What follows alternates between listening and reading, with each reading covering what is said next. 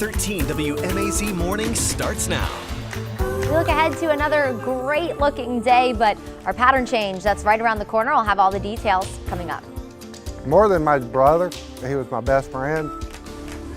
A family continues to remember their loved one after a drowning accident on Lake Sinclair. The steps his brother is taking to make sure other families don't go through the same thing. Plus, gun requirements in Georgia are now changing. The measure Governor Brian Kemp just signed into law. And Family Ties meets the workplace, how a mother-daughter teaching duo is honored in Jones County. Well, good Wednesday morning, Central Georgia. You're taking a live look over a beautiful downtown Macon. The time is now 6:31 a.m. on this April the 13th. Thank you so much for continuing to stay with us. I'm Wanye Reese. That beautiful look is a great example of how it feels outside right now. You don't even need a jacket, Court, but as we were saying earlier, that rain, it is knocking on the door. That's right, yeah, and honestly, we've done pretty well in the rainfall department in April. So normally I say, oh, but we need the rain, but technically we don't, but it's always nice to have some rain for your yards to help you out a little bit in the springtime with all of your plants that I'm sure a lot of you have already put in the ground. 61 right now in the city of Macon. You're looking live on top of Atrium Health Navison. A nice breeze out of the east-southeast, but what is that doing? Pulling in some moisture. So take a look at the dew point at 58. So no, that's not super uncomfortable, but you will notice it is warmer and slightly more muggy out there as you step out this morning. 61 in Warner Robins and in Montezuma. We're at 61 in Thomaston, 61 in Eastman, 63 in Gordon. Monticello went back into the upper 50s. You are the coolest spot out there this morning. Now through the day today, whether you're heading out to work, school, maybe planning to spend some time at the park, get some exercise in, it's going to be a beautiful day for it. We will have a breeze build in. Wind gusts 15 to 20 will be possible, and temperatures today in the mid 80s. Maybe a stray shower, but most of us will be nice and dry. Tomorrow the story changes. All of us under a level 1 out of 5 threat for severe storms. I'll take you through it. It's all in just a few minutes. More than my brother, he was my best friend. Him and I always went places together. This morning, a family of a drowning victim on Lake Sinclair is hoping his death may lead to change that can save lives. About 3 weeks ago, crews found the body of 42-year-old Patrick Gilbert. His brother says that he was a man with a heart of gold. Late last month, Gilbert and his 18-year-old daughter were in a boat when it hit something in the water and they fell out. State Game Warden Jason Bennett was one of the first people who showed up to the lake. He confirms that life vests were on the boat, but the two weren't wearing any, and Patrick Gilbert drowned.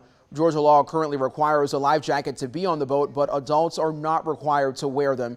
Gilbert's brother talked to senators in hopes of changing legislation so that you'll have to wear them at all times on a boat.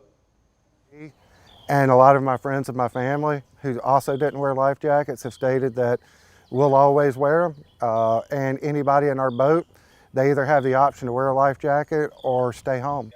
State game wardens say with the summer coming up, it's best to always wear your life jacket when on the water. Now to 3 other headlines we're following this morning.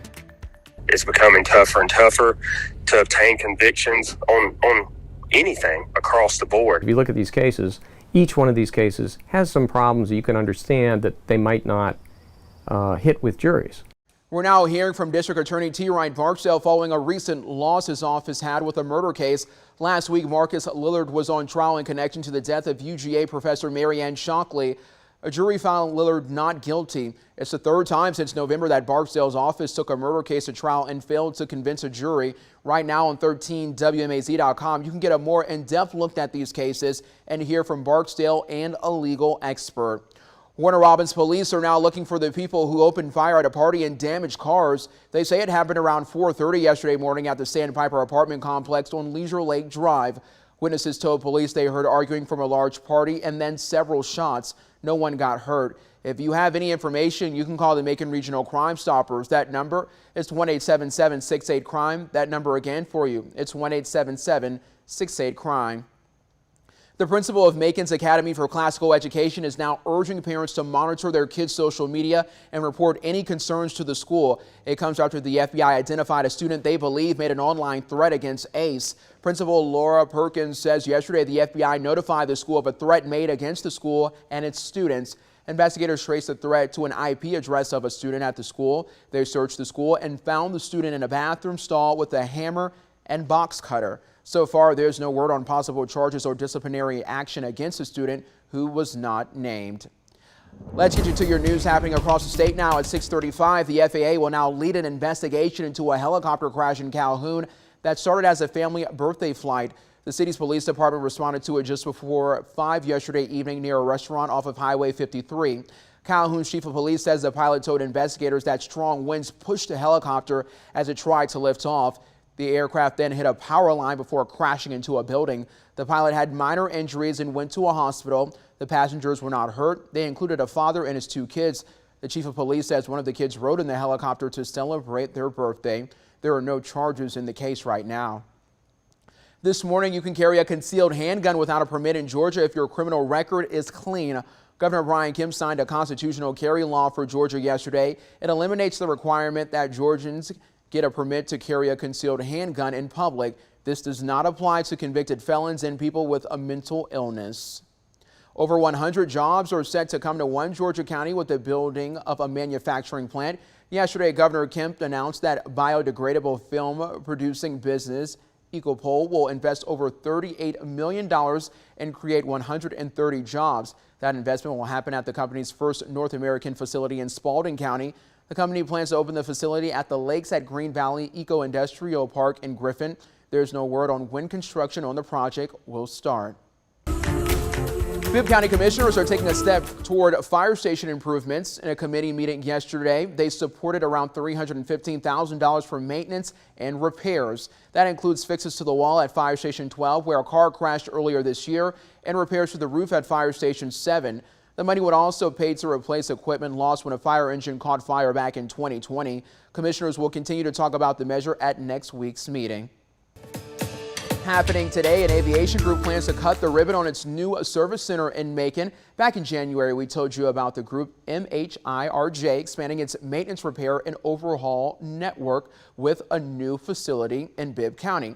It's set to bring about 200 jobs to Bibb. The county's industrial authority says the ribbon cutting will happen at noon today at the facility's location on 100 East Drive. That's around Middle Georgia Regional Airport. The time is now 6:38 a.m. Courtney, it'd be a great day to take to the skies. On the breezy side, so I know sometimes that can impact your takeoffs and landings, but wind coming out of the east-southeast, you pilots out there, you take what you will with that. I guess it all depends on the way the runway is facing. All right, everyone, a beautiful start to the day, though. Look at that sunrise, really gorgeous out there. You're seeing all the pinks and the oranges. I love when we have some clouds in the foreground. I feel like that just makes for an even more beautiful picture. You're looking live on top of the Fred Roberts building in Dublin. A fairly mild morning out there. Temperature in the low 60s, 61 to be exact in Dublin. The dew point at 59. I've been talking about the dew points throughout the morning. Measures the amount of moisture in the atmosphere.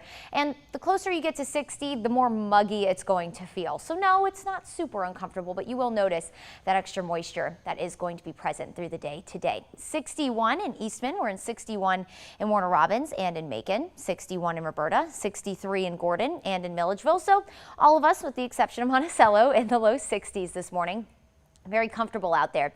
Quite warm compared to some of the mornings we've had recently, and warm, definitely the story across lots of the eastern half of the United States. 64 in Little Rock, 69 in St. Louis, 75 in Dallas, and I've been talking about, let me get out of the way there, Laredo, Texas all morning long, not because of the temperature this morning. If you were watching Ben Jones last night, you saw that Laredo, Texas was 102 degrees yesterday afternoon. They can keep the triple-digit heat. We do not need that quite yet. But take a look at the air behind it. Very cold. Cheyenne at 8 degrees this morning. Also, they can keep that.